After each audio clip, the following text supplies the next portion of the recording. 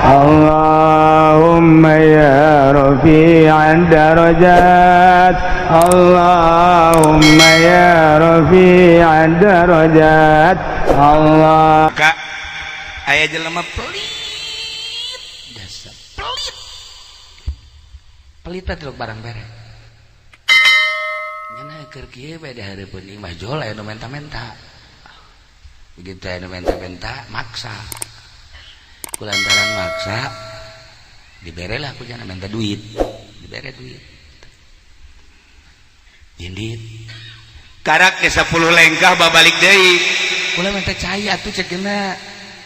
cai ke atawa kopi atawa susu atawa naon jeruk geus dibere duit tangga tadi tuh duit geus dibere minta deui bae kita tuh kula naon bae nu aya kue-kue entah geus tadi tuh ini dibere duit sia lain indit kacaritakeun peutingna ngimpi teh jelema nu pelit teh begitu ngimpi kiamat begitu kiamat langsung giring mahsyar kabeneran nyana mah pelit ngan salat mah osok akhirnya ka sorga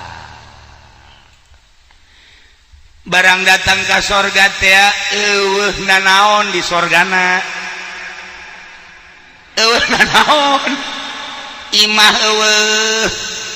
kadaharan eueuh bubuahan eueuh air batur mah ala lagreng oh Kiai Ajizi geus boga Kiai Kitu Babai geus boga kabeh Kiai Ade geus boga Haji Pendi eueuh nanaon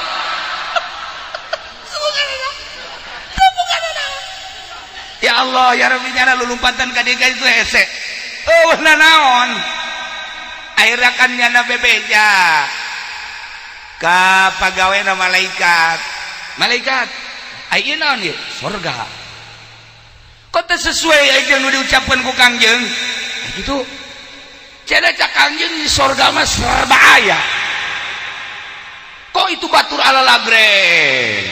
kendaraan mewah pakaian indah bidadari ngabereleng bubuahan kulau boro-boro nanaon ieu naon boro-boro bubuahan inya sakadar saasuk-asuk gawe ieu bohong ya Kangjeng Nabi cek malaikat anu asup ka sorga teh eta teh geus untung adapun ngabangun sorga kumaha di duniana lantaran ieu maneh mah teu daek ngabangun di duniana ieu ngan saukur sakieu-kieuna doang ieu ge lahan talahan cak malaikat eta ge kamari we maneh mere duit kanu menta-menta teh tah lamun teu mere duit mah teu boga lahan ieu ge di sorga ya langsung hudang merenung hudang langsung kieu ya Allah ya Rabbi horeng di sorga ge aya pelit mah eueuh bangunan tuh bangunan makanan nanaonan Masya Allah eta ge nyana boga lahan mere teh tah duit ka jelema nu maksa di harita nyana barahan bae geus terus asal anu menta-menta komo jahe mah tong barahana overdosis tah mah kudu barahan bae geus naon aya Masya Allah akhir hayat jana dibere ngimpi deui ku Gusti Allah begitu ngimpi asup deui ka sorga ya Allah ya Rabb bangunanna indah bubuahan loba dan lain-lain sebagainya mencukupi nah cak malaikat iyalah bangunan maneh nu baheula mangan sakadar boga lahan di ala kadar lantaran ngabungahkeun kanu menta-menta nah ieu buktina sorga ge saeutik lantaran kuari mah loba jasa maneh ngabangunna nah ieu seperti ieu eta geus digambarkeun model kos kitu ge urang pelit beja teu daek barahan teh teu daek pelit bae ieu kurang kumaha kula dongeng kanya geus sering jasa jak kuari kuari teh lain tambah barang tambah pelit Masya Allah nah ieulah para jamaah kaum muslimin wal muslimat rahimakumullah urang bakal balik ka lembur nu asli apakah urang dek ngabangun neraka mawa suluh ti dieu berbagai permaksiatan nu ku urang dibangun atau orang dek ngabangun surga melalui ibadah terserah eta bakal aya rada diserahkeun ka urang kabehan. Nah ngan sing hade urang salila hirup hiji nu paling istimewa hirup mah ulah ngadoakeun jore ka batur teh eta. Lamun geus bisa ulah ngadoakeun jore ka batur geus wali teh. Ulah ngadoakeun jore sama sekali bagus bae geus. Kumaha Allah bae. Jelema nu mantak diangkat jadi nabi, nu mantak diangkat jadi rasul lantaran genna teh geus jelas nyana teh istimewa.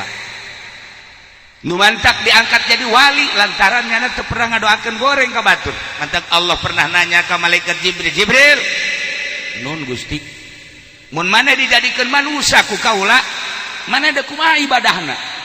"Ih Gusti, atuh nyangakeun sadaya-daya atuh abdi bajadu Gusti teu terang nanaon. Adapun ibadah jeung teu ibadahna ge atuh kumaha Gusti bae." Bagus, Gusti Allah. Tetapi lamun maneh ku kaula dijadikeun manusia, endek kumaha ibadah maneh? Pilihan maneh heula. Hiji abdi mah endek beberean bae moal eureun-eureun. Dua, nomor kadua kula mandek nulungan bae salila hirup kaula. Tilu kula mah endek mengabdi bebeneran ka Gusti moal aya jang abdi. Nomor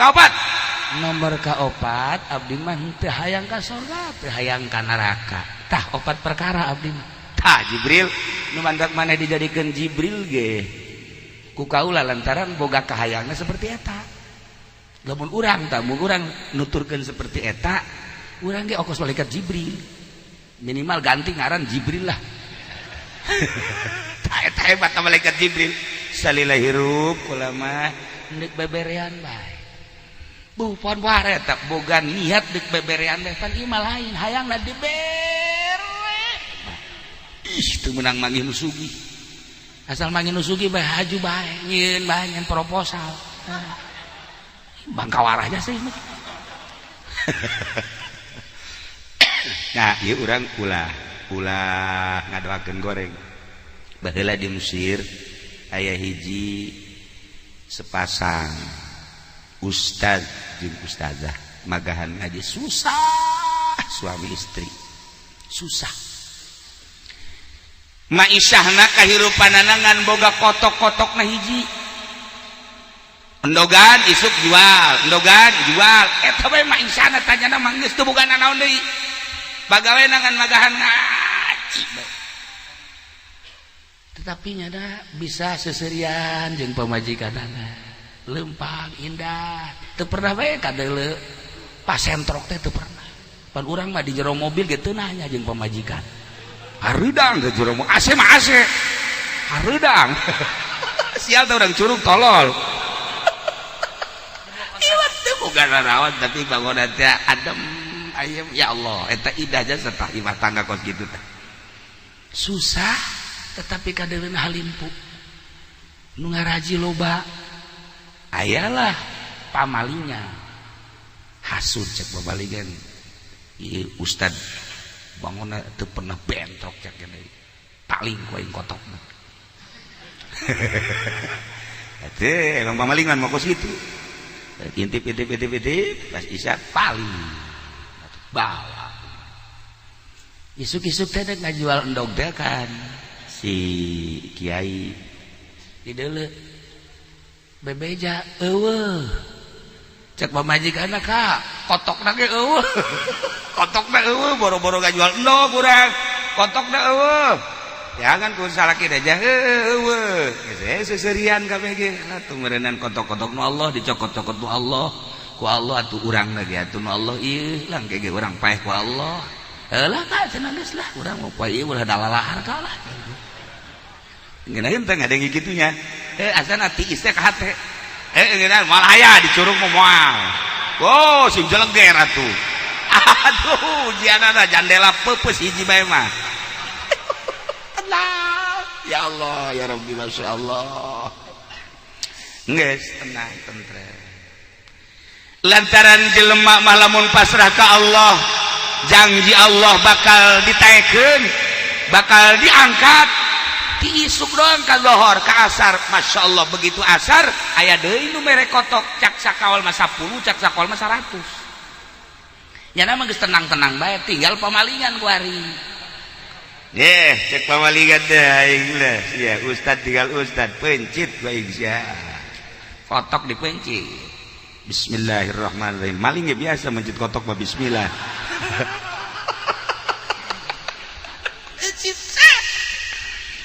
nu anehna begitu kotok dipencit bulu-bulu kotok kabeungeut narempel jararadi kabeh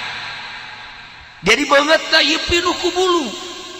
Masya Allah cabutan jadi deui harita keneh cabutan jadi deui ka dokter terus diberesa jadi deui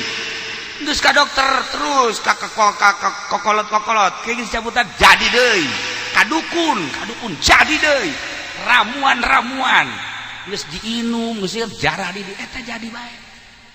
ayeuna kan nyana bingung ieu bulu kotok jadi bae sakeneh ayeuna nanya lah nyana ka Ba'dul Arifin mun ceuk urang wali ahli Allah datang nyana ka dieu Waalaikumsalam naon kula maling kotok kiai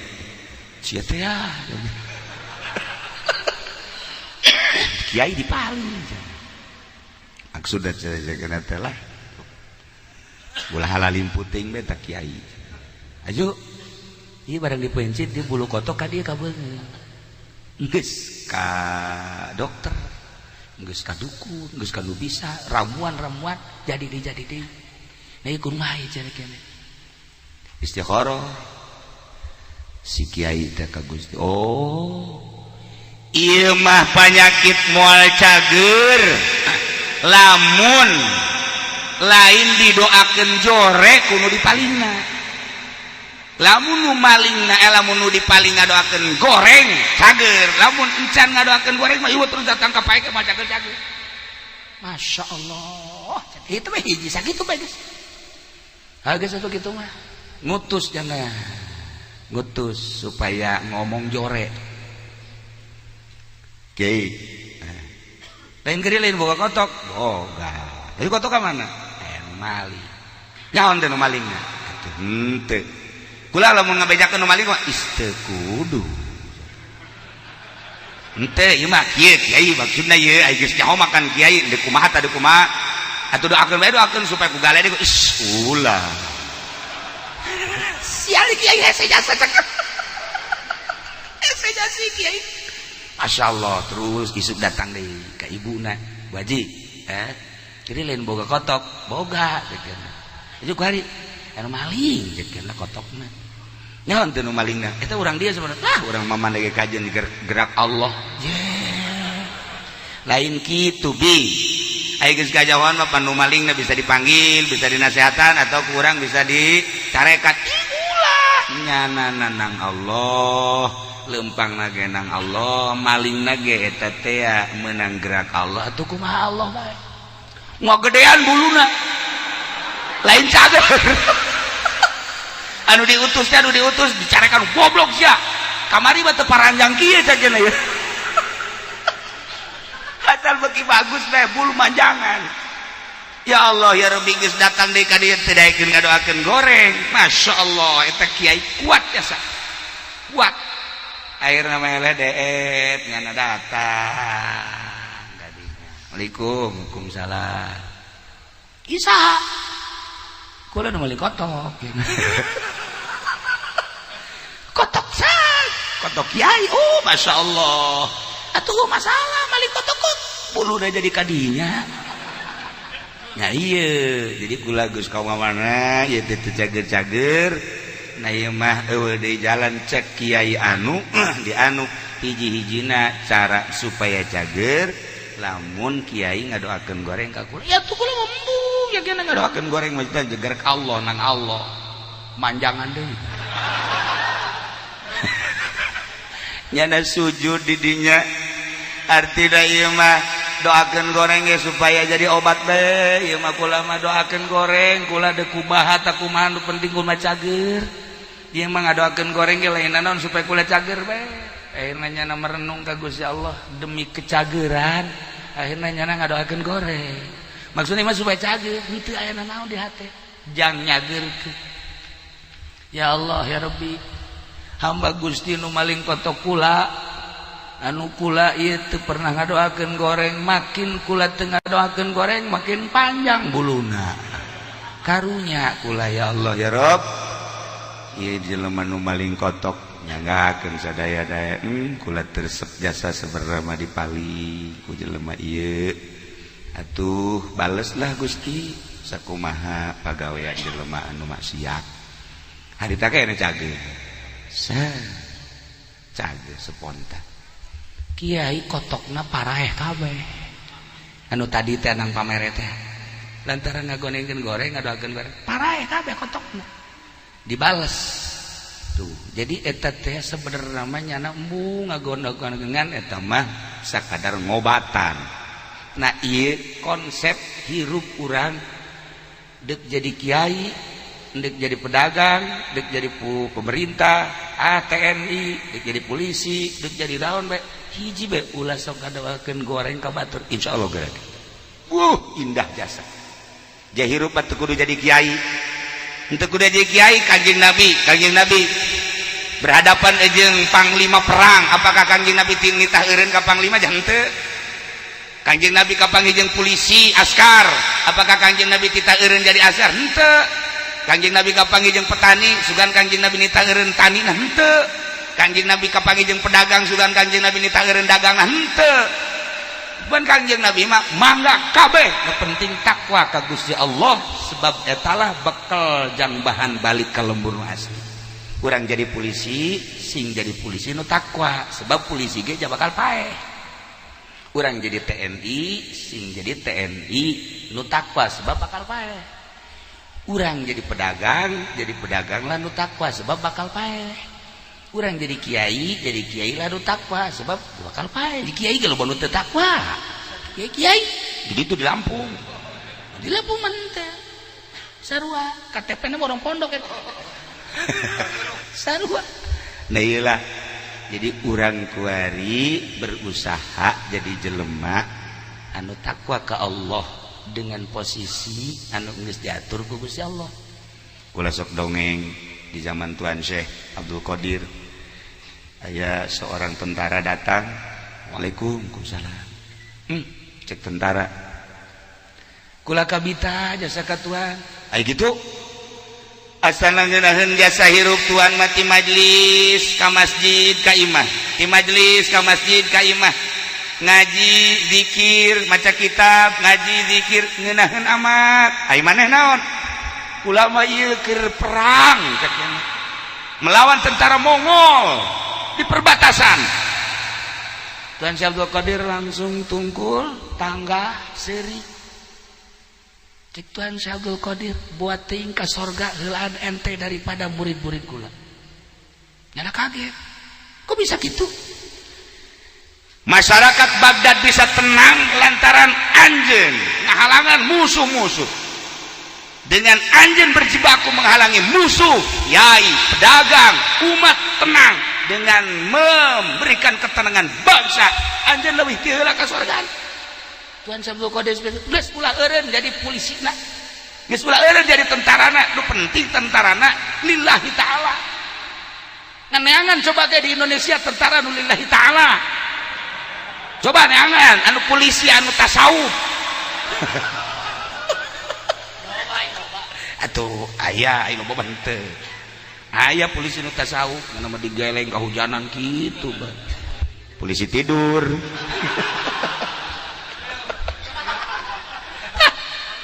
itu aja akhirnya tentara balik deui ka ditu dengan semangat anu tinggi ngebejaan ka prajurit-prajuritna jeung ka rekan-rekanna bahwa ternyata jalan surga lain sekedar masjid jalan surga lain sekedar kholwah di gunung jalan surga korenganan urang nenangkeun pikiran bangsa umat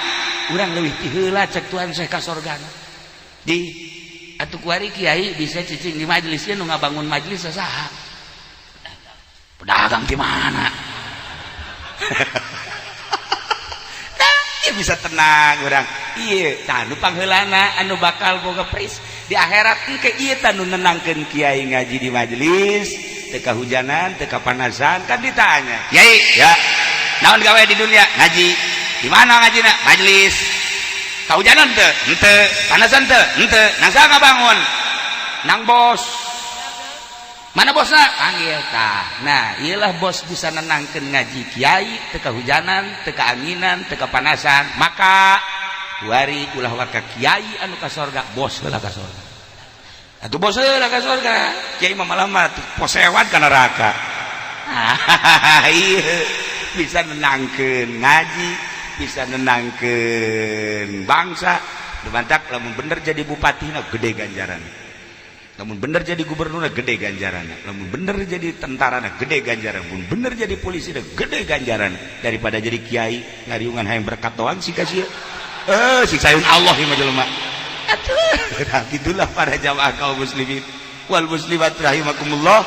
posisi urang ulah dirobah sebab eta nang ngatur Allah pasti tergantungan menyangkut anan hikmah aya hikmahna geus urang ala hikmah nu penting posisi urang di mana jadilah nu bagus jang bekal jaga balik ke alam barzakh. Para jamaah kaum muslimin wal muslimat rahimakumullah kos kitulah sepanjang hirup urang lamun ngadenge zaman Belanda terus zaman Inggris zaman Nippon kemudian zaman kemerdekaan kuari zaman kieu bae zaman mah terus bae ketenang ke kacau ke hareuda ke tiis ke mahmud ke depisit atuh kieu bae lumantak hiji jelema nu tentrem mah jelema nu deukeut ka Allah urusan kahirupan dunia mah diaturna ku Allah geus saya urang serahkeun ka masing-masingna nu penting urang aya dina ridho Allah subhanahu wa ta'ala. Urang doakeun negara urang mudah-mudahan jadi negara nu tentrem pemimpin-pemimpin urang dibere araradi dibere jalalujur ekonomi supaya mapan deui politik supaya stabil deui pendidikan supaya mapan deui doa nu kadua mudah-mudahan almarhum almaghfurlah Kiai Haji Abdul Halim di jero kuburna dihampura dosana dilegakeun di kuburanana dicaangkeun di kuburanana dibere kanikmatan kubur ku Gusti Allah kitu kede Muhammad Ridwan sami-sami mudah-mudahan aya dina ridho Allah subhanahu wa ta'ala dulur-dulur urang kabehan bapak urang bapak kolot urang anak urang tatangga urang geus ka alam barzah sami-sami urang doakeun mudah-mudahan dihampura dosana dilegakeun di kuburanana dibere kana kanikmatan kubur ku Gusti Allah urang nu geus hirup keneh mudah-mudahan husnul khotimah balik jaga ka alam barzah di akhirat urang aya di bawah naungan bendera Kangjeng Nabi urang Kangjeng Nabi Muhammad sallallahu alaihi wasallam sakitu bae ala kadar mau izoh dina malam ieu renungkeun ku urang kuari keur ngumbara bakal balik ka lembur nu asli imah nu kuari imah sementara nu asli imah urang di kuburan nu eueuh lampitan eueuh asean eueuh kamaran eueuh sakitu da tetapi urang bakal balik ka ditu dibarengan ku amal urang bangunlah sorga ku urang melalui ibadah-ibadah urang tambahan ku keyakinan anu optimal supaya bener-bener mencrang hate urang nempo ka alam akhirat. Gusti Allah nyaritakeun tentang dosa-dosa. Dosa teh aya dosa gede kabair ngaranna. Zina, mabok, ngabunuh, eta lukis kitu ngaranna kabair. Aya deui dosa teh dosa sogoir, neuleuh awewe, noel awewe, eta mah sogoir tanu kos kitu. Geus dijelaskan ku Gusti Allah tentang dosa-dosa baik anu kabair maupun anu sogoir. Wari instruksi ti Gusti Allah. Ade, kudu dipatuhi kurang, kudu di tengah-tengah kurang, supaya kurang aman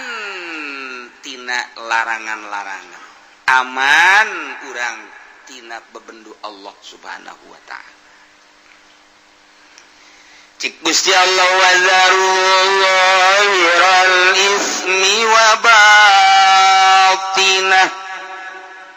Wallahu alamu bimaradi wazaru jeung tinggalkeun ku anjeun utruku tegese taringgalkeun ku anjeun zahiral ismi wa batinah, dosa-dosa nu zahir, dosa-dosa nu batin. Dosa zahir teh ane alaniyatahu, dosa anu ngedeng kadeuleu ku mata, berarti dosa-dosa jasad. Dosa nu patalina kana awak, zahir kadeuleu ku urang. Nomor kedua dosa nu batin, nu tersembunyi sir, nu aya di jero kolbu. Jauhan. Dosa zahir jeung dosa batin teh wajib kudu dijauhan kurang tinggal gitu. Insyaallah. Di zaman jahiliyah baheula zinah teh zinah. Lamun zahir eta dianggap dosa, tapi lamun tersembunyi teu kanyahoan eta teh halal. Di zaman jahiliyah teh boga aturan kos kitu tah. Lamun ngalakukeun zina jelas-jelasan kadeuleu kanyahoan, ieu kena sanksi, hukum haram tetep. Di zaman jahiliyah ge aya haram halal aya, sebab baheulana aya hukum,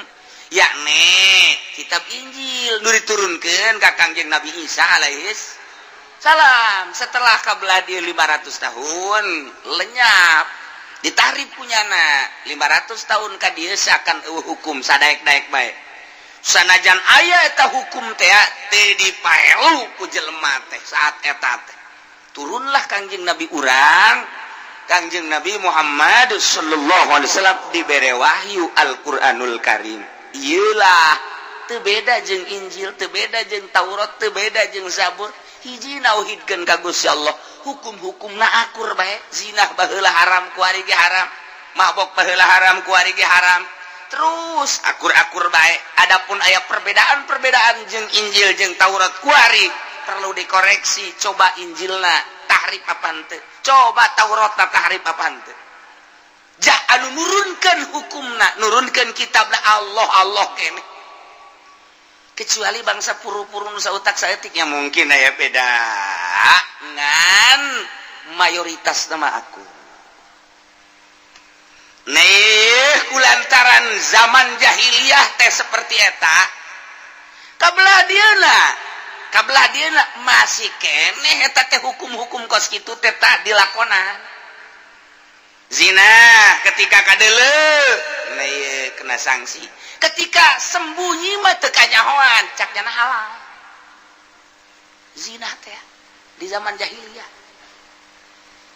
Kuari di zaman SBY hampir kos zaman jahiliyah. Kuari teh ieu. Hampir jasa mirip. Malah leuwih bahaya kuari. Leuwih jahat kuari. Baheula mah lamun aya anu kadeuleu kena sanksi. Zaman jahiliyah mah kuari mah dicitra ambalaya eueuh kena sanksi. Dicitra ambalaya. Tah di dinya tah, di mana kiai tah?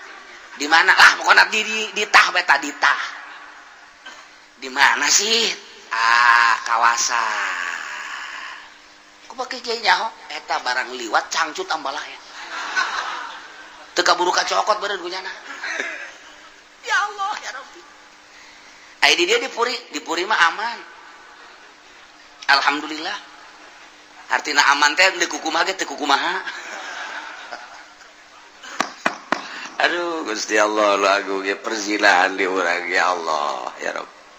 Kumaha buang ge di akhirat ieu tanggung jawab negara terhadap pezina-pezina, perlakuan-perlakuan. Ya Allah ya Rabbi, ada ringgis jasa ieu. Nu liar geus sakitu luar biasa lobana anu dilokasikeun ku pamarentah khusus Ambalaya sarua anu geus aya anu encan aya dek dijieun deui loba geus puguh di hotel mah geus puguh tempat rekreasi mah kuari Ambalaya di unggal perumahan Masya Allah leuwih tibatan zaman jahiliyah di zaman jahiliyah mah tadi anu ngedeng mah nu jelas nu zahir kena sanksi lamun anu sasamaran kakarakterna naon kuari mah nu jelas nu samar masalah leuwih jahat Masya Allah matak turunlah ayat ieu wa zarullahiral ismi wa batinah tinggalkeun kumarana kabeh dosa nu zahir anu kadeulean ku mata nu patalina jeung awak baik dosa kabair maupun dosa sagoir wa batinah jeung dosa nu tersembunyi anu ayana di jero hate dosa naon anu di hate dosa hayang kalem ku jelema salat hayang kadeuleu ku tatangga salat hayang kadeuleu ku mitoha salat hayang kadeuleu ku pimitohaeun salat hayang kadeuleu ku murid salat hayang kadeuleu ku guru keur carita salat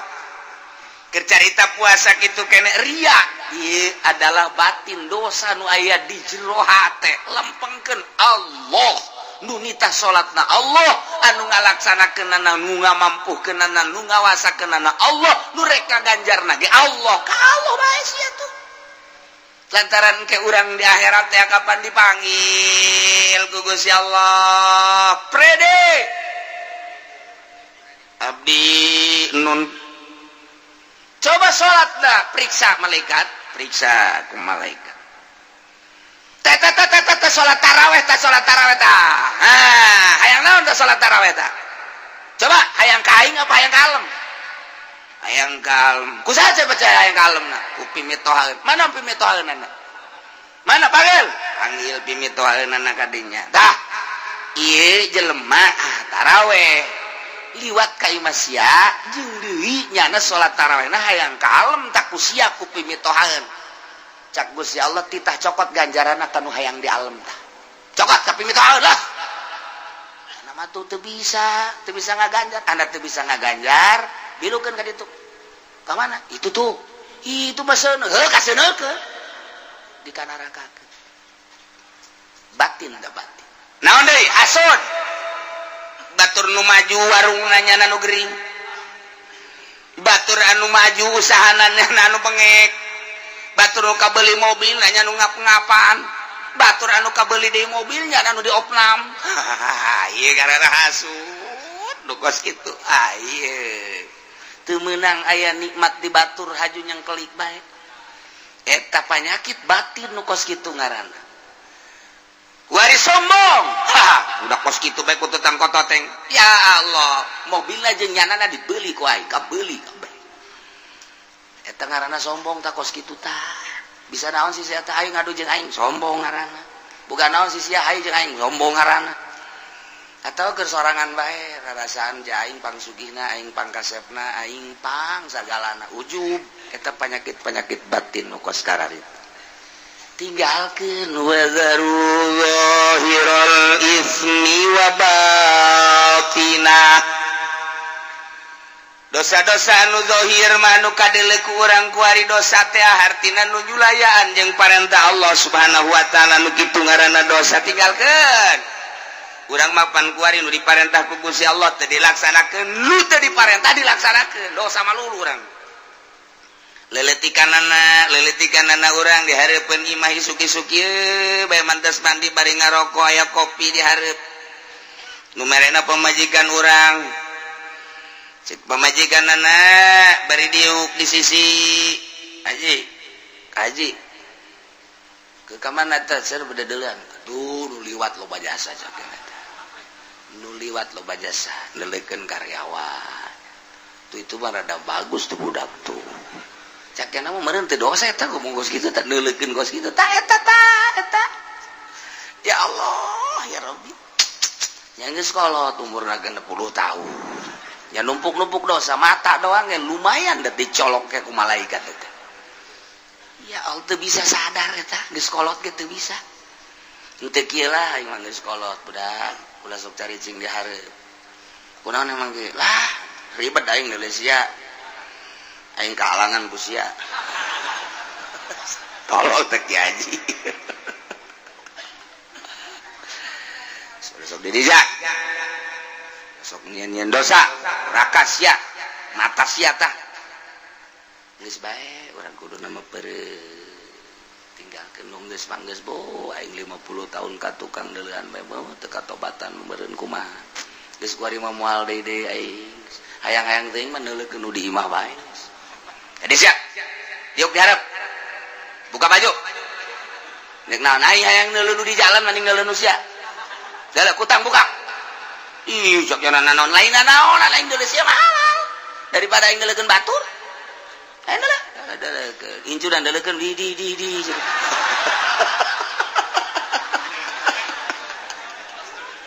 aduh Gusti Allah nu agung eta mah halal rek dideuleukeun ge masalah aya nu di jalan mah haram ajabiyah ulah di urang mah tah hesepan kuari di Arab kan rada deres di Arab mah sajore-jorena di Arab lantarannya nama pakai borongsong kan ka dieu kadang-kadang matana ge atuh teu kadeuleuan kapan make cadar deres urang teu bisa neuleuh di Arab teu bisa neuleuh sejahat-jahatna di Arab melebah aurat mah tetep bae katutupan coba di urang mah Masya Allah tuh hese aja nu make jilbab aya ge jilbab sakieu sapotong rada deres geus ai ieu ditutupan ai ping-ping ka mana-mana nek kumaha deui sabayeu ih geus hese bae kumaha di Indonesia mah jadi urang ieu hese jasa mata kata asal keluar berarti imah mata mah geus berdosa bae pasti jasa mata mah geus pasti jasa manta kuari ba atuh nu bagus mah geus ulah ka mana cicing bae di imah cak tatangga teh jeung cak murid-muridna kiai bloonnya kunaon emang bloon nya na ditahan ulah ka mana nya na ka mana bae kiai da si tolol ka mana bae ja kuari mah dek kiai dek teh saha asal geus loba keluar we pasti bae neuleuh aurat ajupan ieu hatena encan bisa aja encan dimimitian dijaga pan kunyana encan dimimitian dijaga encan dimimitian di naon kitu ngaranna di lempeng-lempeng hatena ai kitu mah nu geus tapakur sering kitu ngabebener hate ketika aya beureum atawa teu melu rada deres pan encan nyanana encan ka arah batin asal neuleuh nu geulis atuh aya sir asal neuleuh nu goreng cakate teu resep tamah padahal tak kikituan teh doraka pan itu mah hideung itu mah pendek eta doraka pan kos kitu teh cak Allah pan eta buatan aing kabeh kunaon atuh sia ngagoreng buatan aing lain hayu ku sia disyukuri kadanan sia atuh ku syukuran mah ulah-ulah ngomong janjieun teu becus atuh pan sia mah padahal buatan aing urang tapi teu sadar pan kadinya satungtung urang can ngaberesan hate kitu bae urang deuleuhna naon ge aju kadeuleuh bae pan ku urang naik angkot kebeneran jeung si Mbak make rok mini pan di dinya sanajan urang make sorban dideuleukeun bae tadi kok mau bunte make sorban sakilang make sorban bae cakate di udah setik deui tah asana urang make nyere mah disingkapkeun ku urang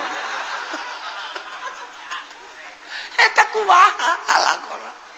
zahirul ismi zahir dosa lu zahir eta kakarak mata doang masyaallah encan cili encan kebelah ditunah atuh ayeuna mah kitu main catur encan main gaple main remi encan main bola kebelah dituna encan gegendengan jeung awewe encan kebelah dituna mah kholwah jeung awewe di kamar kebelah dituna mah kabair mawaan simba zahirul ismi wadar tinggalkeun wa batinah inu hese mah tarolah nu zahir mah beureun ai ustad teuing mah nyana kajaga ku ka ustadan tad ban itu resep daek atuh aing mah ai daek mah daek we geus aing korep ustad pa geus lain ka Allah nyana ge sarua lain ka Allah teh ge isharam teh teu meunang Allah berarti teh mah kadeuleu ieu mah lain oh tuh aing pan ustad po budak kumaha cenah lamun aing mah mawa kos kitu eta kan eta kos kitu teh geus teu bagus eta jadi nyana teh kahalangan ku ka ustadan lain ku Allah jadi nyana mah sieun geus sieun digorengkeun ku manusia lain ku Allah sanajan kos kitu rada deres belah heuladanna rada deres belah daripada diomong di tak ustad ngeboncengan si mbak aing mah karena Allah lillahi ta'ala Allahu akbar ustad tolol aduh Gusti Allah ya sejasa ya sejasa ya jauhan dosa ya urang ya Allah ieu kakarak dosa zahir doang komo dosa batin mah nu nyaho iwal ti Gusti Allah beuh meureunanan ieu dosa urang ria teh ujub teh takabur teh nu mantak itu dipetakeun teh dosa teh di dieu aya latifatul qalbi di dieu teh aya nafsul lawamah al-lawam al-hawa al-makruh al-ujbu al-ghibah ar-riya az-zulmu al-kidbu al-ghaflah nah eta teh nu kudu dipiceunan lalaunan ku urang bari merenung ka Gusti Allah miceunan laom cuad-cawad ka Gusti Allah miceunan hawa miceunan makruh miceunan ujub terus bae ku urang aja ti dieu teh handap ka dieu nafsul ammaratu bisu nafsul ammaratu bisu teh naon ieu teh eusina teh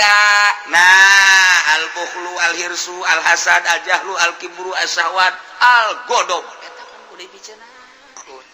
ieu penyakit-penyakit batin teu kumaha miceunanana nya hoge pan encan urang meraktekeunana ge kapan encan nu mantak ketika jol teh urang geus aya tupukar tapakur langsung bae resep jeung teresep pan eta mah ngaranna syahwat aing geus makan ku urang diomean ketika aya nu resep dadamelan Allah daek sih tolol kene we teh kiai blon tapakur ku tapakurna teu bener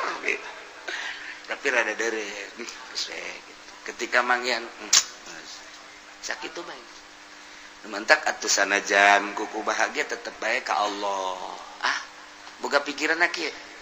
atuh nyana-nyana urang-urang lantaran jasa sanajan dideleukeun nyana can puguh daekeun jeung dina daekeun ge jaing mah teu maksud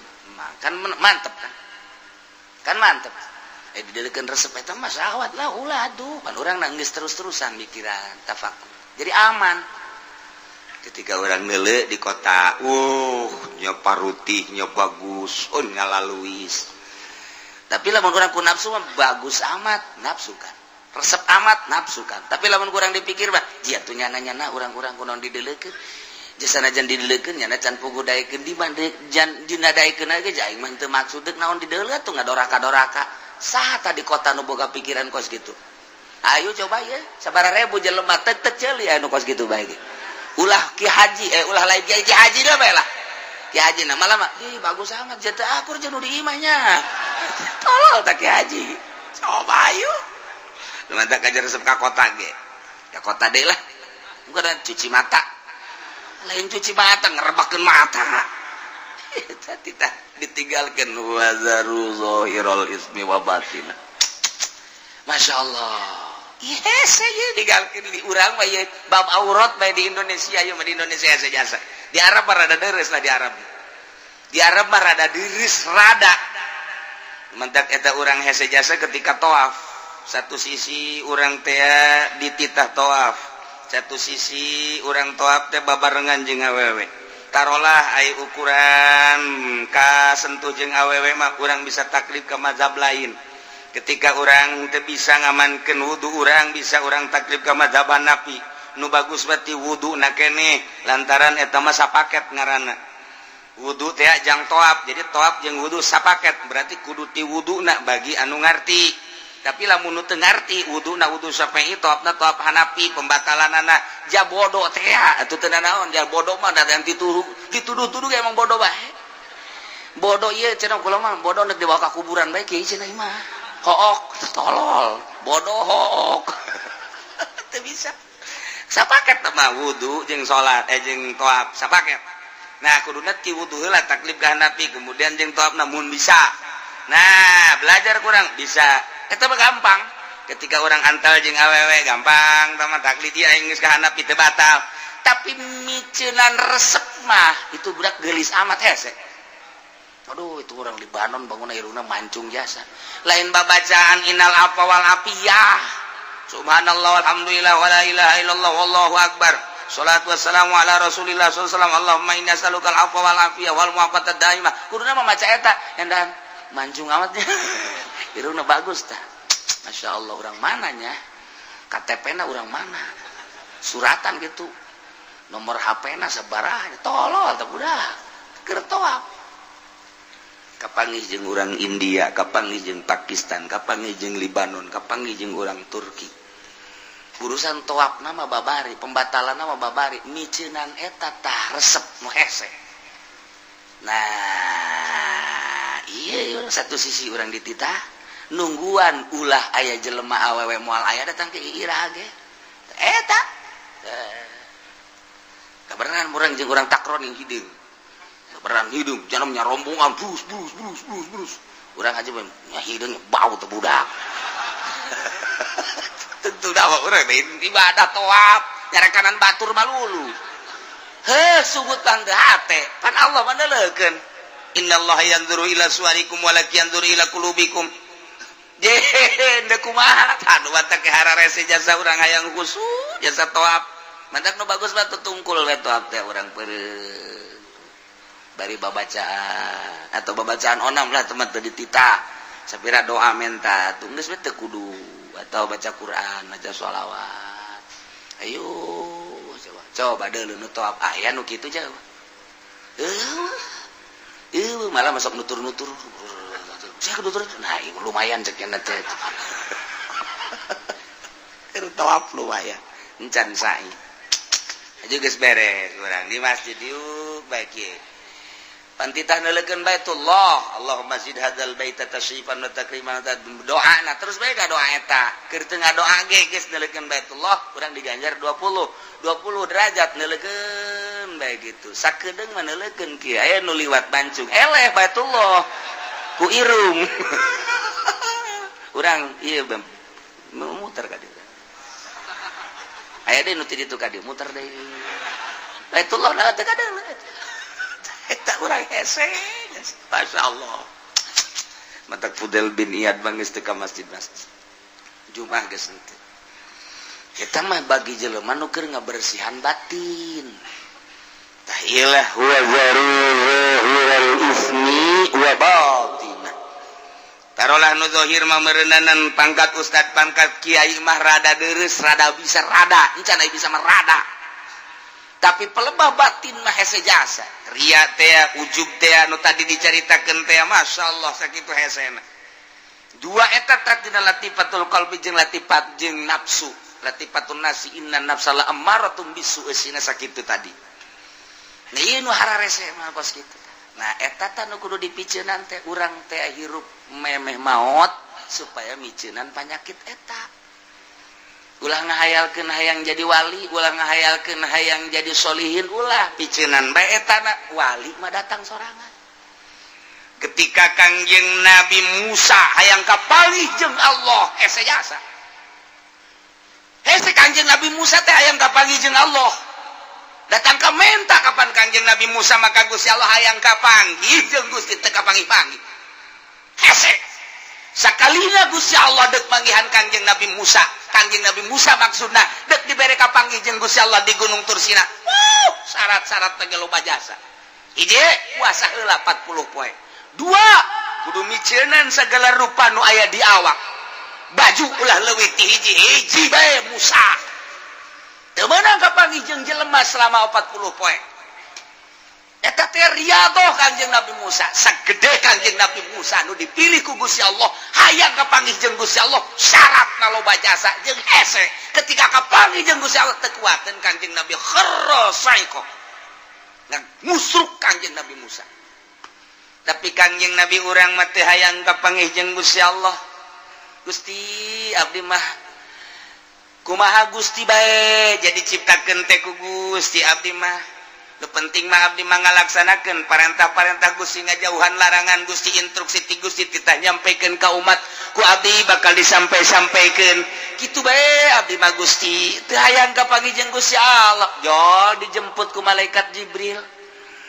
dibawakeun buruk dibersihan heula naik cek Jibril dek dibawa ka mana teu nanyakeun kitu Kangjeng Nabi mah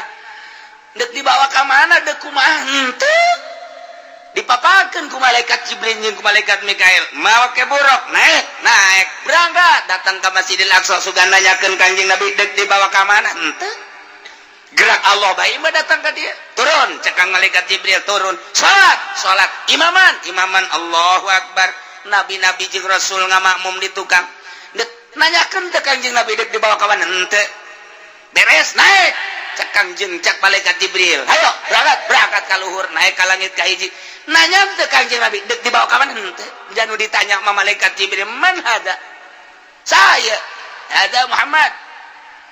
apa geus saya ieu instruksi geus saya ente ana Jibril aya teh di barengan Muhammad geus dibere izin geus naik Kangjeng Nabi na ditanya henteu Kangjeng Nabi mangan nanya doang aya teh saha aya di mana henteu nanyakeun deuk dibawa ka mana henteu teu boga maksud tah urang ibadah teh titah nuturkeun kos kitu ulah hayang kapanggih jeung Allah ai salat henteu tolol teh coba pakai udeng-udeng pakai jubah set deuk ka mana deuk ka Allah woi dohor moal aing moal dohor geus liwat aing mah dohor syariat mah kos kitu mah aing mah geus datang ka hakikat waduh ranteh habak bebeutkeun lain kita iya beda Kangjeng Nabi Musa dipanggil ku Gusti Allah setelah hayang teu kuateun Kangjeng Nabi Musa Kangjeng Nabi urang mah tenang bae sebab naon teu hayang ngan ngalaksanakeun parentahanana begitu datang ka Sidratil Muntaha malaikat Jibril mah teu kuat cek Kangjeng Nabi Jibril atuh bareng jata tadina bareng lain wilayah kula mah ngan datang ka dieu doang cek malaikat Jibril naik we ka dieu kula mah ajur ceknya jadi ulah sok haju ngeleuwihan wilayah ulah sing hade wilayah tadi geus satu cek balik ke Kangjeng Nabi tungguan we di dah naik Kangjeng Nabi mah sorangan zet berarti luhur jasa Kangjeng Nabi pangkat dibandingkan malaikat Jibril ge sugan hayang henteu jata mah dibawa ku Gusti Allah tet nu mantak cek sidina Ali ai anjeun si maripat kumaha eta kunaon cek sidina Ali maripat kula mah ku Allah ti Allah ka Allah lainang kula lamun urang hayang maripat moal datang-datang urang hayang jadi wali moal datang-datang ai lain wali mujbir mah moal bisa geus ulah nyaritakeun kos kitu kuari mah salat nu bagus zahirna batinna bersihan engke ge datang sorangan ulah maksud nyieun kolong nyieun bae bale nu rapi engke teundeun kolong mah aya di aya kolongan atuh aya asal nyieun bale bae kolongan ulah maksud nyieun kolong ai balena teu rapi teu lain kolong ngorosot bae mah kahandap poe mah nyieun bae bale nu rapi kolong mah pasti aya nah urang ge ibadah teh rapihan maripat engke aya sorangan ulah dihayalkeun mantap kamari jelema cenah hayang jasa manggihan Lailatul Qadar datang ka kiamat moal teu bisa dihayang-hayang diintip emangna si mbak diintip intip Lailatul Qadar cenah di lapangan mana Citra ya Allah intip Lailatul Qadar di Citra sia mah waduh atuh kapanggih teh mangke jeung naon BH tah mah ulah dihayal Lailatul Qadar ulah dihayal-hayal hayang mah hayang bae ngan ulah dihayal-hayal atuh bersihan bae batin Lailatul Qadar mah datang sorangan da Lailatul Qadar mah terus bae diturunkeun jeung kapanggihna jeung jelema nu bersih daripada urang ngahayal-ngahayal ulah engke ge Lailatul Qadar waliullah kapanggih jeung Lailatul Qadarna beda-beda aya nu keur salat aya nu keur di kamar aya nu keur maca Quran aya nu keur ngobrol aya nu keur diuk bae aya nu keur di jalan atuh kumaha bae teh Gusti Allah nu mere anu penting bersih hate ai urang mah ai hate teh dibersihan ai Lailatul Qadarna diintip blow on bersihan batin Lailatul Qadarna ulah dihayal-hayal asal batin bersih bae Lailatul Qadar mah nyorot ka urang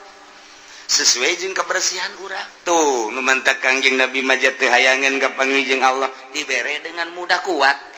Kangjeng Nabi Musa mah hayang jasa ka pangijeng Allah lila ka pangijeng make syarat.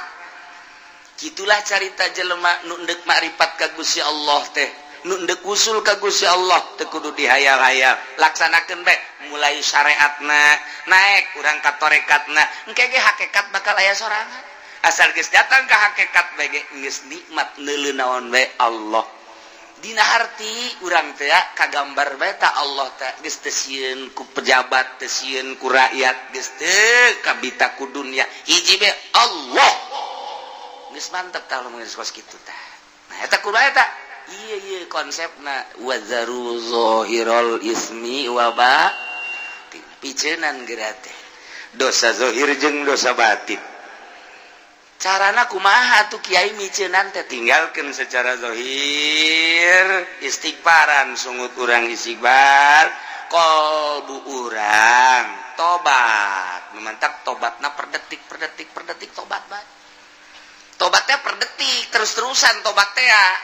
sehingga tobatnya jadi makom geus belajar heula tobat engke jadi bisa lamun geus bisa jadi ahli lamun jadi ahli tobat iya dek di mana bae ge kuari datangna dosa teh geus moal bisa lantaran geus ahli tobat. Geus belajar heula kuari urang tobat, mimiti zahir, istighfaran, make sungut. Mata istighfar astagfirullahaladzim, tujukeun ka mata. Astagfirullahaladzim ya Allah, abdi hampura Gusti tina dosa mata. Mata teh lain nu abdi tapi nu Gusti. Kemudian dibikin ke abdi hak supaya abdi teh bisa neuleuh kuari nu dideleukna makhluk Gusti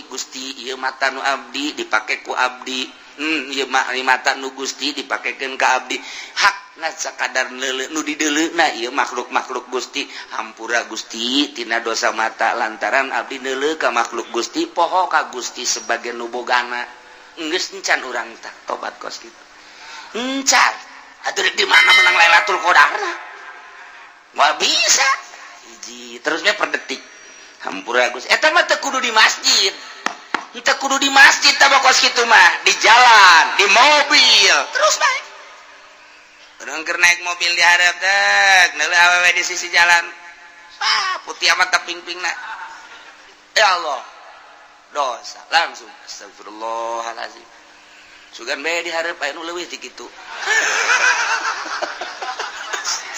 Tolol, lain tobat blot. Astagfirullahalazim Gusti, mata abdi cikeneh.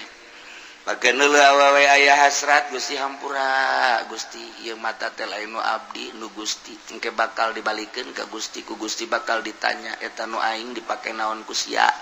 Cikeneh abdi neuleuh makhluk Gusti, pohoan ka Gusti, abdi ciptaan Gusti, mata ciptaan Gusti, neuleuhna ieu hawa nafsu abdi, nu dideuleuh makhluk Gusti. Abdi resep-resepna hawa nafsu abdi, hampura Gusti.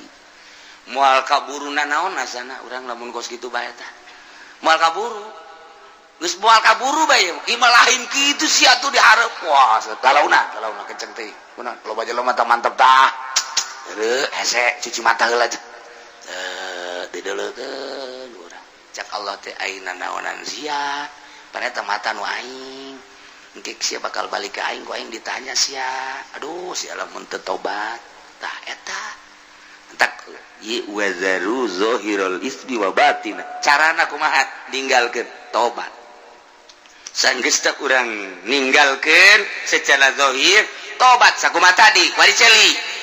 Ya Allah ya Rabbi astagfirullahalazim celi abdi hampura ieu celi teh nu Gusti lain nu abdi ulah pacar nu urang nu Allah nu mentak ke ku Allah teh dibere ngadenge ke ku Allah dibere torek atuh nu Allah ieu itu mah Allah bae kadang-kadang urang mah atuh ieu kulantaran torek bae ka rumah sakit geus puyeng jasa pohoan ka Allahna sakala sia tuh lain ka aing ka dokter mah ka dokter bae tapi ka aing bae teh nu ngonorekeun ka aing nu norekeun sia teh aing nu mata ku aing ditorekeun sia ngadengkeun musik malulu jaipongan sagala naon sugan bae sia inget tah ku aing ditorekeun sia aya sia ka dokter tah tapi ka aing dikorek-korek ku dokter dibere obat cager Allah teh cager lain nang dokter nang Allah cak Allah teh korek-korek dikorek-korek kudu macager sia ku aing terus aing mah ditorekeun eta ka pae sia atuh kumaha Allah bae ngan urang mah teu nyaho bae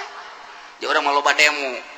ka Allah teh tungtuna mah ngomong Gusti jabatur mah can tarorek aya abdi kunaon ditorekeun Gusti asana teu adil jeung sia nyebut teu adil ka aing cak Allah dengan dak rame jasa ieu ribuan jelema jutaan jelema mohon ka Gusti Allah Allah nama biasa bae maha sagala-galan teh Gusti ieu ceuli nu Gusti haju dibikeun ka abdi hak pake nah abdi ngadengekeun suara-suara makhluk Gusti hampura Gusti ieu ceuli dipake ngadengekeun suara makhluk Gusti poho ka Gusti sebagai penciptana janu Gusti pan hampura Gusti besi aya naon gitu dedengan nuku Gusti teu di kitu teu dimeunangkeun hampura pan urang mah teu kitu gedekeun dak sulingna teu kadang suling aing merdu jasa suling calon presiden coba tah gedekeun presiden urang boga gitar mantap jasa masyaallah suling aya di nyana gitar aya di nyana dek mimpin negara boga gitar boga suling boga organ segala rupa mantap jasa ieu satuju jasa lah urang mah geus jana bae jadi presiden lah ha irung guari hampura Gusti irung nu Gusti teh irung loba jelema anu dioperasi polip irungna lantaran aya gangguan nah ieu abdi mah normal Gusti pake ngambean oksigen Gusti di samping oksigen Gusti ieu teh pake ngambean sagala ambean nu sengit nu bau jeung sagala rupa Gusti ieu teh nu Gusti hampura mun abdi poho ka Gusti sebagai penciptana zaru zahirul ismi wa batinah mulai ieu ndek wa batinah teh kikituan heula teh hese eta kos kitu teh hese hiji-hiji terus ka sungut terus ka beteng terus ka dubur terus ka kubul terus ka suku hampura Gusti ieu suku teh pake lelengkahan bae duh ieu ngalengkahna ge ieu sabenerna mah tanah gati Gusti anu ku abdi dilengkahan taneuh Gusti ya Allah ya Rabbi Gusti hampura abdi ngalengkah di luhur taneuh Gusti besi ieu lelengkahan abdi teh sesuai jeung aturan Gusti hampura tah eta teh lain di masjid keur lempang keur diuk terus bae tah urang belajar ngaranna engke lamun terus-terusan bakalna bisa engke lamun geus bisa urang jadi ahli lamun geus ahli tobat teh jadi makom mulai urang boga makom tobat ngaranna nah di dinya dosa naon bae langsung bae ka istighfaran ku urang tak astagfirullah urang mah aya bae lantaran urang mah lain nabi mah maksum moal aya dosa urang mah jelema biasa aya ngan urang teh dititah tobat tubu ilallahi taubatan nasuha sehingga tobat teh jadi makom ngeunaheun urang teh kulantaran boga loba tobat terus bae keur lempang keur di mobil keur diuk keur sare gedeg sare terus bae urang mah tobat ka Gusti astagfirullahalazim nginget-nginget tadi teh hampura lain deui ge salatna ge ngeunaheun geura ge lantaran geus eueuh dosa nu ngahalangan kana ngeunahna salat eta adalah dosa ketika eueuh dosa salat hampang Allahu akbar Bismillahirrahmanirrahim sami Allahu akbar ku hampang-hampangna zuhur ge 2 rakaat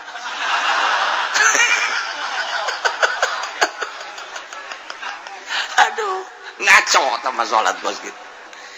teh wa zaru zahiral ismi wa batinah tinggalkeun ku arnyaneun kabeh dosa-dosa nu zahir nu patali jeung raga wa batinah jeung dosa nu tersembunyi yanen aya di jero hate wal ismu kila azina wa kila kullu masyiatin cek sakaul malain zina seluruh permaksiatan yo sing hade innal ladzina yaksibuna al isma sayujzauna bima kanu yaqtarifun sanyanya jelema anu migawe kana dosa baik dosa anu zahir maupun dosa anu batin engke teh bakal dibalas ku sebab pagawean manehanana di dunia ya Allah ya Rabbi urang teh sugan teh mah geus neuleuh bae geus ngadenge bae sugan teh mah nyekel bae sugan teh mah ngomong doang sugan teh mah lelengkan doang horenganan sayujzauna bakal dibales ku Gusti Allah jaga di akhirat balasanana diadilkeun ku Gusti Allah disesuaikeun bima kanu taripun ku sebab pagawean nu kurang dilampahan di dunia nu teu katobatan teh nah ieu baka bake neulean anu diharamkeun ku Gusti Allah can katobatan sayujzauna bimakan bakal dibalas ku sebab mata nu ku anjeun digunakeun pake neuleuh haram-haraman ceuli sayujzauna bakal dibales eta ceuli pake ngadengekeun nu diharamkeun ku Gusti Allah sungut sayujzauna bakal dibales ku sebab ngomong-ngomong nu diharamkeun ku Gusti Allah leungeun sayujzauna sopo sayujzauna geus puguh kabair zina jeung sajabana mah nah iyalah sayujzauna bima kanu dari sing hade urang mumpung masih keneh dibere umur ku Gusti Allah dibere sehat ye teu nyaho bawa isukan dicabut nyawa bawa minggu hareup dicabut nyawa bawa bulan hareup dicabut nyawa ai kitu mah geus katobatan ngeunaheun tapi lamun can katobatan ieu rempan ning rempan mantaklah cekula bae geus aki-aki mah geus umur 40 kaluhur 50 mah komo-komo 60 mah geus ngongkoyangkeun tasbih bae geus ulah aya dipake mah kongkoyangkeun bae cekula mah geus ulah nanaon geus bae di imah masyaallah moal kebal deui tah ngaca geus peot kulit dikeke geus peot kabeh geus peot bobogaan geus hese ka hudang angel sanjadan di toilan ge angel jasa henteu cara keur ngora teh jauh keneh teng teng teng teng kabelan eta ieu mah sing ada yang sare paeh berarti teh sebab bobogaan geus ngajakan paeh tah ieu barang aja guari atuh jaya geus huisan kabeh bahkan huis teh lain di hulu bae bareng leuleuh ka handap jai nu handap ge huis huis teh geus ka handap-handap berarti kan geus kolot jasa ya Allah ya Rabbi juneuleuh ka pamajikanna naon ini nu di handap huisan teh wah itu tanya-tanya lain cobain wah nu kos kitu mah lain kudu ditanya pake si dirina hebat deh tah eta urang geus kos eta sadar berarti urang geus kos eta maning ibadah konsisten urang aya mah geus asal isuk-isuk jam 7 kacai jam 8 tawa jam 9 duha lah jangan geus moal kebal deui salat duha 8 rakaat usolli sunat dua rakaat ulah 8 rakaat sakaligus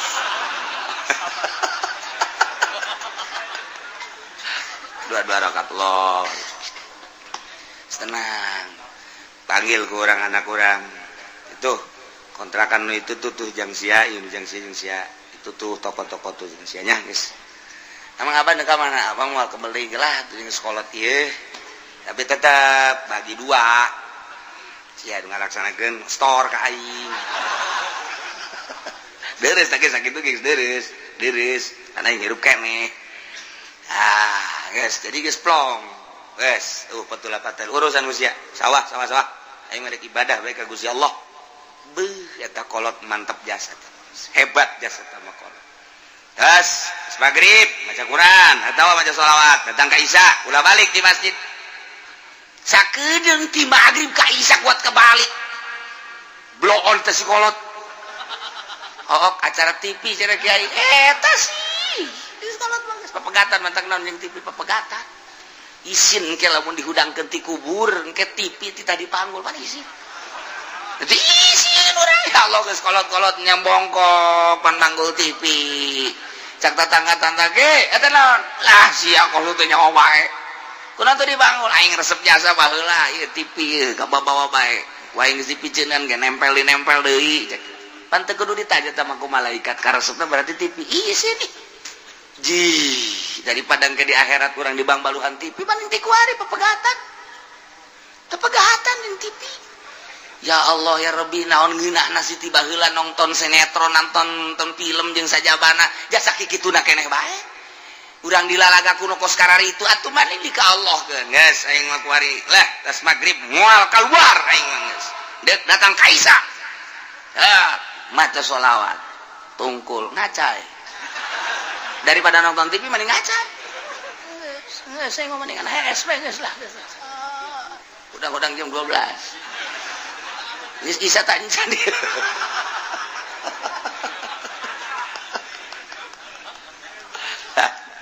Ikir cerita wazaru zahiral ismi waba, tinggalkan dosa zahir dosa batin. Mentak ieu hese ieu pelebahan micenan batin mah eta teh anu kitu ngaranna guru toriko.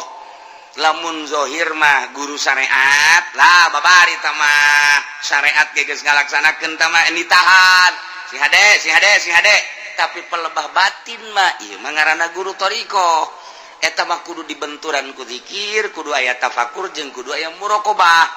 Mulai kalau geus kos kitu kakarak urang api lain kege ka dosa-dosa geus api lain teu hayang. Sebab naon? Kadeleuna eta teh ku syahwat ngeunah tapi kapan ingat eta teh seuneu. Tama dina ilmu tarekat mah kos kitu, lamun urang mikiran kana kangeunahan bae urang bakal terus terlena. Kudu kumaha tuh? Nah, urang lamun deuk dahar teh ulah mikiran ngeunahna cekali tarekat mah. Kudu mikiran naon kaluarna. Hartina kaluar kumaha? Eta nu kaluar ti bujur bagus tah depan jorek. Daging ayam, daging domba, opor segala rupa ngeunah amat, tapi ieu lamun geus asup ka beuteung bae mules kaluar. Nah, jore amat. Naon bedana nu kaluar ti dieu jeung nu deuk diasupkeun eta-eta keneh. Mulai tak urang mual rada mual pati hayang mas basi kene hayang kene bae teundeun habak kotoran di dinya di sisi akur teh sebenarnya mah urang mun cari teh ilmu tarekat teh kos gitu jadi hese mantak atuh kiai kuari jelema kuari norekat da jala eta mah norekat zikir doang manya bu guru zikir tarekat main limbah aing mah ahli tarekat ngalimbah. Geus ku guru tarekat di mana? Di Jawa Timur. Kuari main partai ting bating. Eueuh ti dituna nu main tarekat kudu main partai eueuh sebab eta mah hahala. Pan ai tarekat mah ninggalkeun urusan dunia deuk ka Allah. Ai partai? Nu mantak lamun aya kiai ngomong-ngomong tarekat haju nyana hancur di partai. Kalian salah jeung aturan teh kos kitu teh salah jeung aturan lain lalagan salah beusinya panasaran tidak datang ka dieu da kumaha dia diajak dahar ku aing salah teh kos kitu teh tah mawane tuh mata ku ari mah ahli tarekat malah geus ngaijazahkeun mursyid berarti kan mursyid kan guru tarekat mah ngaranna mursyid geus beres menang sabulat teh dipanggil sia murid aingnya ieu mama kuari keur ngadukung Partai Demokrat sia ada sia kudu nurut ka guru pan sia aing teh guru sia teu meunang dina tarekat mah teu akur jeung guru awas ya disapa sia ku pan aing mah guru tarekat jadi puyeng kieu aing puyeng aing mah tuh salah tak guru tarekat teh tampiling murisid kos kitu mah lain kitu tentrem malah nganasehatan ulah pati resep teuing ka dunianya guru tarekat mah kos kitu aja eta dunia ka mana geun ka dieu geun yang mama kasuburkeun abad guru tarekat kos kitu ieu salah bae guru tarekat teh layahna di stop heulanan aya dunia nu aya ka masjidkeun ka musolakeun majelis taklim pasantren ayo kita sarupkeun besi kaburu paek eta bener tah ketika ngabangun pasantren nu batur bendunya sia teu ngarti maksud pasantren teh lain batur mah anjing goblok sia guru tarekat belon deui bae dihayangna ka nyana bae ulah ka batur ih jelema tolol coba tak hese dagan nu mursyid teh geus ulah guguru heulanan ku ari mah deuleuh heula jelemana zikir teh berarti zikir biasa bae heulana nah ieu maksudna naon ieu tatita wazaru zahiral ismi wa batinah keur zahirul ismi mah babari tapi wa batinah ieu nu hese ieu masyaallah capek jasa udang dipeting teh kuarina pakuran nu ditapakuran teh nikmat-nikmat ti Gusti Allah mulai urang tafakur nikmat nu dibikin ka urang dibikin ka makhluk-makhluk maha sagala-gala Gusti tafakur urang ka makhluk Gusti para rasul para nabi nunggus bararisaan jasa ngalempeng-lempengkeun hate tafakuran ku urang Ahmad tafakuran Muhammad luar biasa tama Gusti abeh naon abeh nyurup ka diri urang abeh nyurup urang teh tafakuran Kangjeng Nabi lain salam-salam haju menang berkat lain Assalamualaikum Zainal Anbiya ya Assalamualaikum Assalamualaikum Asqal Asqiya ya Assalamualaikum Assalamualaikum Asqal Asqiya ya Assalamualaikum Min Rabbis Samai beres balik berkat na aya cek aja podol sial kaing di baya sana ya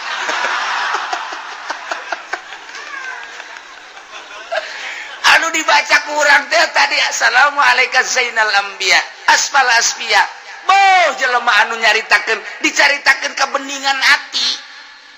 lamun teu ditapakuran bahasa-bahasa eta atuh kaberkat bae lupatna kaberkat bae apa pernah Kanjeng Nabi nyaritakeun berkat ya henteu malah tuh urang nu mamacanyana aju kaberkat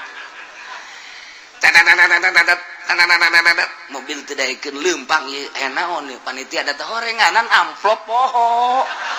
mobil teu daekeun barang amplop oh ieu kiai hadena ge can berangkat cek cenah teh ieu ya amplop jatah aju tokcer bae sial ta mobilnya hoan jasa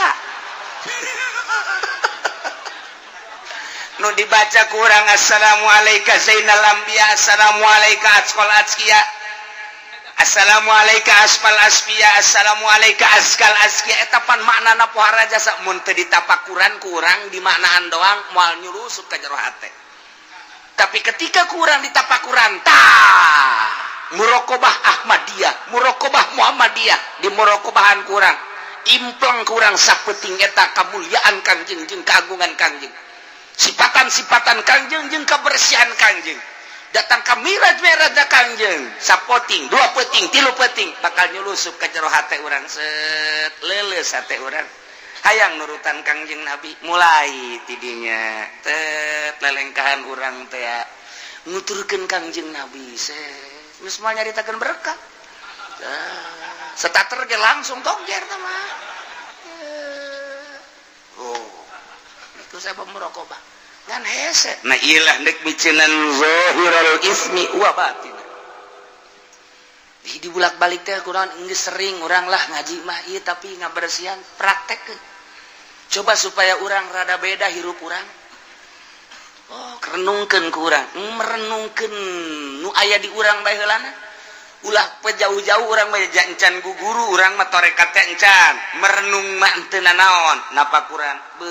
eta guru urang abuya tiloka mamana nya nama berarti geus betaheun jasa sorangan aya naon eta di diri nama kebetah sorangan ge nyana di imah sorangan bae gawena naon beusi ke urang nurutan nyana ai nyana mah maca Quran ai urang mah nonton TV beda tanyakeun eta si abuya nyana sorangan bae oh nyana mimiti salat duha aju ngaji terus oke salat terus ke istirahat ke ngaji deui ke salat deui terus kapetingkeun terus baca Quran terus reup sareng terus udang salat deui terus gitu bae oh jadi ibadah beusi ke diturutan cicingna doang aju urang meuli TV buat mantep imah TV dua abeh nurutan abuya teu ka mana-mana tepan tolol eta kos kitu tah nah tafakuran eta kakarak sapangkatnyana komo Syekh Asnawi meureunana eta sapangkatnyana komo Syekh Nawawi meureunanan terus dipikir ahli-ahli Allah nu mantak salapi bakos kitu lamun urang mengkol ka lain salapi nurutan nu lain salapi we kiai anu mah bisaannya ngabangunna hebat eta menang di mana itu nya mah pan proposal aya pan koneksina sah koneksina si hayang emang atuh hayang waukeun atuh aing hayu jeung aing mulai itu asal napakuran kadinya resep kadinya arahna tapi lamun napakuran wali minimal urang teh bau wali